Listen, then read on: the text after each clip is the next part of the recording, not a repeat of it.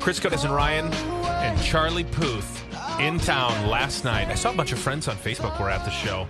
It's like, yeah, well, must be nice. Going out on a school night. It felt weird. You're just like, oh, it's a Wednesday. I should probably be in bed right now. I don't know what's happening. But yeah, Haley Steinfeld opened the show for him. She did a really good job. And so I had the opportunity to go down, and I'm my own worst, like everything to me. Like there's not much that I do right in my own head. And so I always psych myself out. So I go, okay, just go in, be good, be calm. You've got this. It's just a person. You're just talking to him. Right. He's down to earth.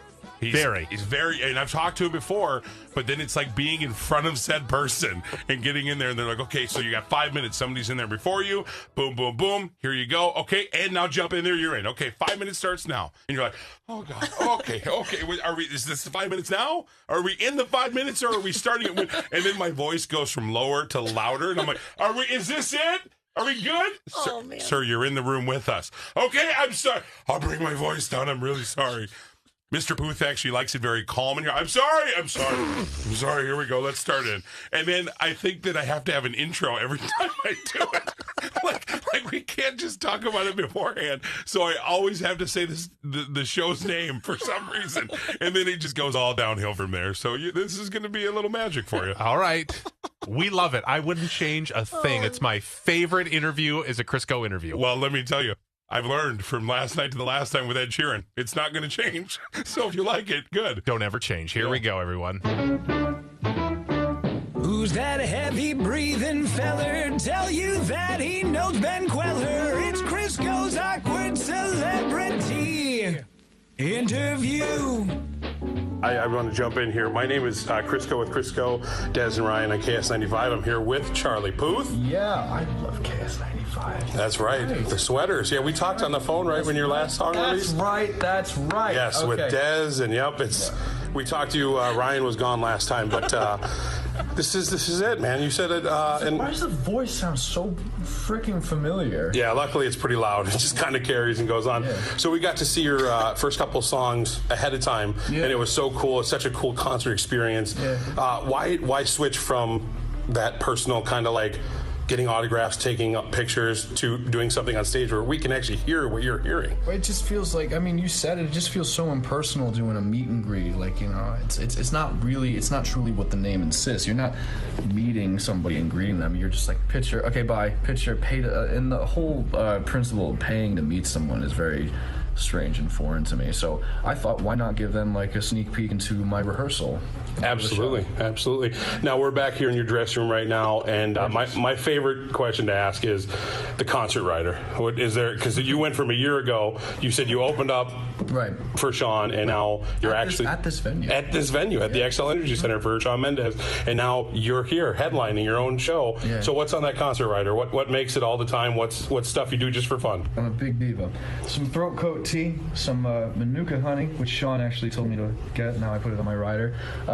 Those little Girther's pastilles, which kind of soothe the voice. An assortment of spoons and toothpicks for some reason. So you always have to be ready with the toothpick and the candle. Absolutely, and the candle. You kind of skyrocketed into the world with "See You Again," and obviously, fans. You started off in a different spot, but with "See You Again," it just launched you out. What was the process with that? What was? Did you write your part? Did you get called and asked to do it? What was it? I didn't get called. I walked in uninvited to a studio 4 years ago around this time, and I walked in the studio and I heard the chord changes to what would be "See You Again," but they were really synthed out. They were like bah, bah, bah, bah, bah, bah, bah, bah, bah. And I deleted all of it and played it on the piano because it wasn't going anywhere the other way that we were making it. And then right when I started playing, the "It's Been a Long Day" just came out. That's awesome. Yeah. So bring us just quick, and I know we're probably wrapping up here.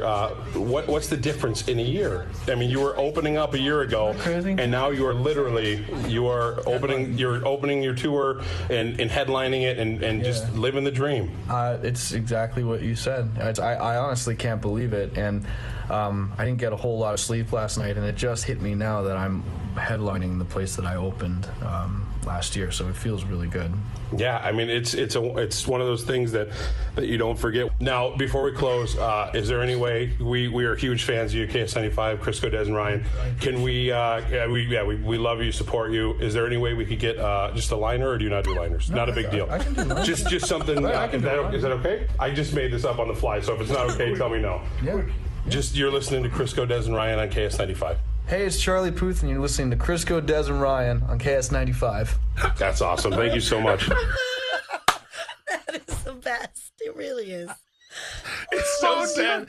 Hey, if you don't want to, if you can't say that, I mean, I get it. Just tell me now. Stop the big guy, because I don't mean I'm just coming at you with all these requests. I get it. On the fly. There's so many rules to doing them, and I didn't hear that rule, so I'm like, I'm going to go with it. And the funniest part is, I truly thought that one went better than Ed Sheeran in my head, and it didn't. I just heard it there. It did. You asked some good questions. No, it did not. No, the questions are never the problem. It's the delivery of said questions. And I'll tell you, I really, truly thought for a minute, even talking to Rudy this morning, I'm like, yeah, I feel like that went much better, right?